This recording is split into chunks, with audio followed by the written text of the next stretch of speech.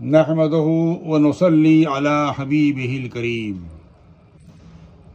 میں سید عبد المسجود حبیبی بھدرک اڑیسہ انڈیا سے بول رہا ہوں۔ میرا نمبر ہے 9437016097۔ آج میرا موضوع ہے ماہ ذی الحجہ اور ہمارے اعمال۔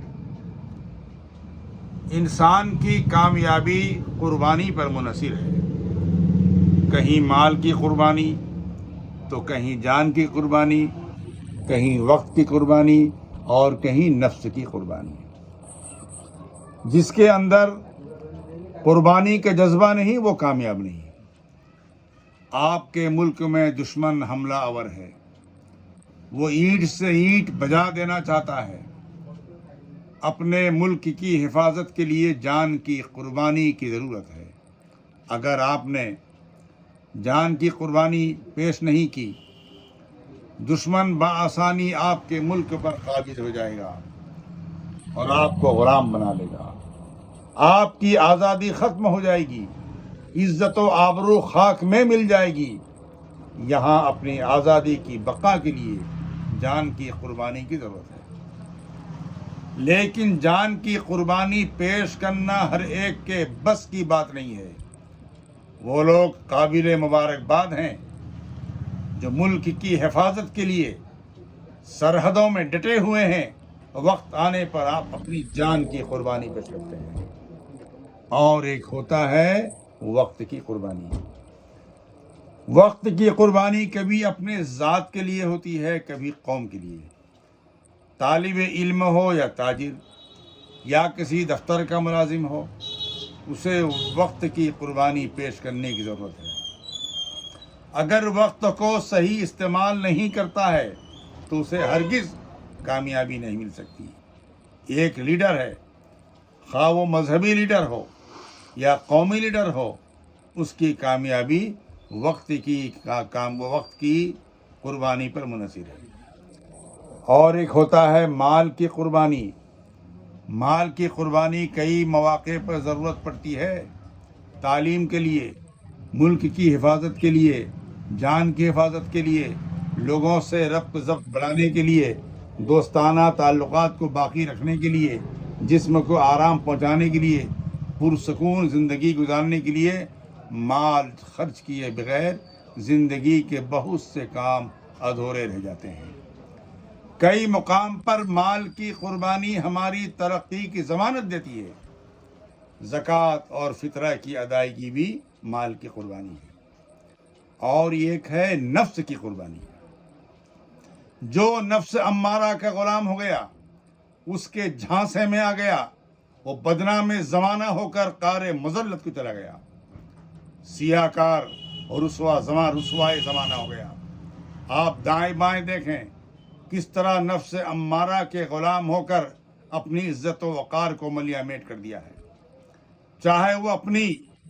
چاہے وہ اپنی اتقاء و پرہیزگاری کا ڈھنڈورا پیٹے، پارسائی کا لبادہ پہن کر خود کو دودھ کا دھلا ہوا بنتا رہے، لیکن پبلک کی آنکھوں میں وہ دھول جھک نہیں سکتا۔ پبلک خوب سمجھتی ہے اس کا کردار کیا ہے، کہاں کہاں اس نے زمین کو ناپا کی ہے۔ جو نفس امارہ کا شکار ہو گیا، نفس کی خواہشات کو خوف خدا میں قربان نہ کر سکا، وہ کدھر ہی کا نہیں رہا۔ دنیا اس پر تھوکتی ہے، آخرت میں اس کے لیے جہنم کی آگ تیار ہے۔ اب یہاں آئیے، حضرت ابراہیم علیہ السلام اللہ کے حکم پر اپنے لخت جگر حضرت اسماعیل علیہ السلام کو قربان فرمایا۔ یہ کام آسان نہیں تھا، لیکن حضرت ابراہیم علیہ السلام نے کر دکھایا، اور نیک صاحبزادے حضرت اسماعیل علیہ السلام برضا و رغبت اپنے آپ کو قربانی کے لیے پیش کر دیا۔ اللہ تعالیٰ کو یہ ادا اتنی پسند آئی کہ ہر صاحب نصاب مسلمان پر قربانی واجب کر دی گئی۔ یہ جان کی قربانی نہیں، مال کی قربانی ہے۔ اس قربانی کے تعلق سے آپ ہم سے کچھ باتیں سماعت فرمائیں۔ آج ہم جس مہینے سے گزر رہے ہیں وہ اسلامی مہینوں کا آخری مہینہ ہے۔ جسے ہم ذی الحجہ کا مہینہ کہتے ہیں، اس مہینے میں مسلمان 4 کام کرتا ہے۔ پہلا کام سنیے، ذی الحجہ کی 9 تاریخ کو مکہ مکرمہ سے کچھ دور حاجی عرفات کے میدان میں ٹھہر کر حج کا رکن ادا کرتا ہے۔ نمبر 2، حاجی کے علاوہ ساری دنیا کے مسلمان اس ماہ کی 10ویں تاریخ کو عید الاضحیٰ کی نماز ادا کرتے ہیں۔ تیسرا کام، اسی ماہ کی 9ویں تاریخ سے 13ویں تاریخ تک، جسے ایام تشریق کہتے ہیں، 9ویں کی صبح کی نماز سے 13ویں کی عصر کی نماز تک جو نماز جماعت کے ساتھ ادا کی گئی، سلام پھیرنے کے بعد ایک بار بلند آواز سے تکبیر تشریق پڑھنا واجب ہے۔ وہ کیا ہے؟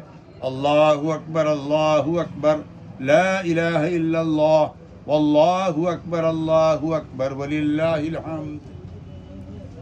چوتھا کام سنیے، عید الاضحیٰ کی نماز پڑھنے کے بعد مالک نصاب پر قربانی واجب ہے۔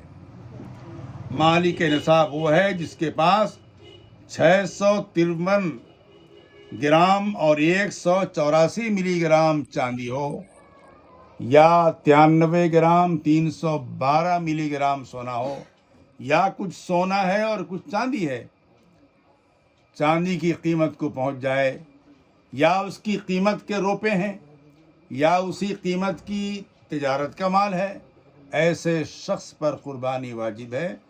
تفصیل کے لیے اپنے علماء سے رابطہ قائم کریں۔ ہندوستان میں عموماً 4 قسموں کے جانوروں کی قربانی کی جاتی ہے: بھینس بھینسا، گائے بیل، بکرا بکری، مینڈھا بھیڑ۔ گائے بھینس کی عمر 2 سال ہو، بکری اور بھیڑ کی عمر کم سے کم 1 سال ہونا چاہیے۔ کچھ لوگ یہ سمجھتے ہیں کہ جس جانور کی قربانی کی جائے اس کے دانت ہوں، اگر دانت نہ آئے ہوں تو قربانی جائز نہیں۔ یہ بالکل غلط ہے۔ بڑے جانور کی عمر اگر 2 سال کو پہنچ گئی اور چھوٹے جانور کی عمر 1 سال کو پہنچ گئی تو اس کی قربانی جائز ہے، خواہ اس کے دانت آئے ہوں یا نہ آئے ہوں۔ بڑے جانور میں 7 آدمی شریک ہو سکتے ہیں، چھوٹے جانور میں 1 آدمی۔ قربانی کے تعلق سے بات بھی آپ سمجھ لیں، اگر کسی شخص نے مرنے سے پہلے کسی کو روپیہ دے دیا اور کہا کہ روپیہ ختم ہونے تک ہر سال میرے نام سے قربانی کرتے رہیں، اس قربانی کا گوشت غریب کو صدقہ کرنا ہے۔ وہ خود کھا سکتا ہے، نہ کوئی مالک نصاب کو کھلا سکتا ہے۔ ہاں، اگر کوئی مالک نصاب اپنی طرف سے قربانی کرتا ہے اور اپنے مرحوم والدین کے نام سے بھی قربانی کرتا ہے، اس گوشت کو سبھی کھا سکتے ہیں، اس کا معاملہ الگ ہے۔ یہ مشہور ہے اور کتابوں میں بھی ذکر ہے، گوشت کے 3 حصے کیے جائیں، ایک حصہ اپنا، ایک حصہ رشتہ داروں کے لیے اور ایک حصہ فقیروں کے لیے۔ یہ بہتر صورت ہے۔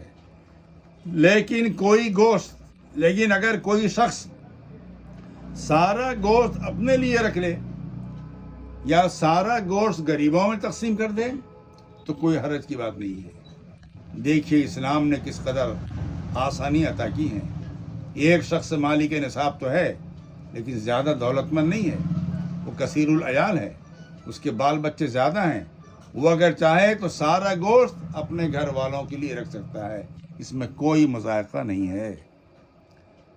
قربانی کی کھال کو کس کام میں لایا جائے؟